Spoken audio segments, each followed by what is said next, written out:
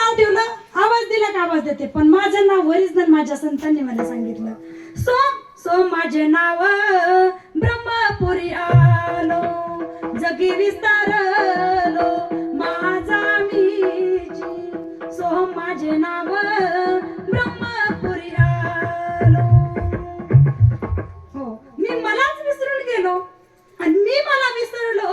ज्या वेळेला संतांच्या सानिध्यात जातो ना, तुकोबराय म्हणतात ते संत काय करतात, तो एवढी तुमच्यावर कृपा करतात. किती कृपा करतात 2च मिनिटात सांगते. किती कृपा करतात बघा.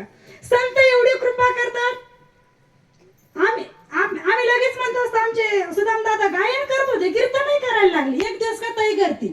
कृपा आहे, संतांची कृपा आहे ती. हो, आता मी माझा अनुभव सांगते व्यासपीठावर. मला सुरुवातीला असं वाटलं मी फक्त टाळ घेऊन पाठीमागे टाळ वाजवावं एवढं माझी अपेक्षा होती.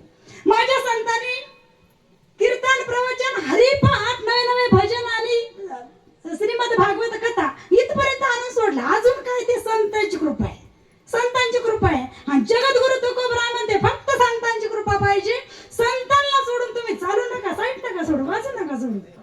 काय वाजू नका सोडू म्हणून त्यांचे दास पुढे आस उरे ना, काय नका सोडू. एकदा संतांनी कृपा केली ना, काय होतं अभंगाचं 3रं चरण. कृपा दान केले साधे